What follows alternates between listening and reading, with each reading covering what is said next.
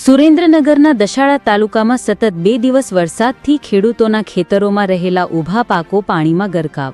ખેડૂતોને મોઢામાં આવેલો કોળિયો છીનવાયો. દસાડાના નાના ગોરૈયા ગામમાં પણ ઢીંચળ સમાણા પાણી ભરાઈ ગયા. સુરેન્દ્રનગરમાં ખેડૂતો માટે આફતરૂપી વરસાદ. કપાસ, મગફળી, એરંડા જેવા પાકો નિષ્ફળ. ખેડૂતોને પડ્યા પર પાટું જેવી પરિસ્થિતિ. આગલા વર્ષે વરસાદથી નુકસાનની સહાય પણ નથી મળી, ત્યાં બીજા વર્ષે પણ વરસાદથી નુકસાન. મોંઘી બિયારણ, મોંઘા દવા, મોંઘી મજૂરી કરી વાવેતર કર્યું. કપાસમાં ફૂલ બેસ્યા ત્યાં પાણી ફરી વળ્યું. રિપોર્ટર સિકંદર ભટ્ટી, સુરેન્દ્રનગર.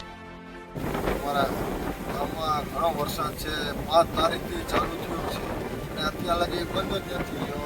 એટલે લગભગ 10 થી 12 ઇંચ વરસાદ પડી ગયો છે અને બધા ખેતરો પેટમાં ફેરવી ગયા છે.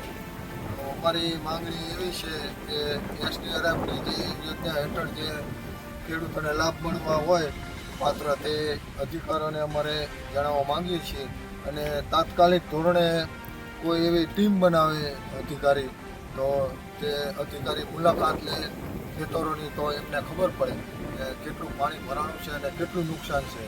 અને અત્યારે બીટીમાં ફ્લાવરિંગનો સમય છે, એટલે ફ્લાવરિંગ તો બધો વરસાદના કારણે બધો ખરી ગયો છે, એટલે ઘણું નુકસાન છે અમારા ગામમાં. મારું ગામ નાના ગોરૈયા, પટેલ જયેશકુમાર દલસુખભાઈ. મારું ગામ નાના ગોરૈયા છે, દેવભાઈ વિખાભાઈ.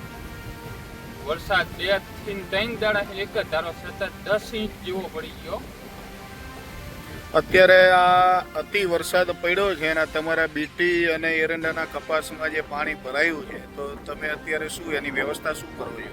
અત્યારે હાલમાં વ્યવસ્થા પૂરા ભરી રહ્યા છે અને મશીનો ચાલુ કર્યા છે. બરાબર.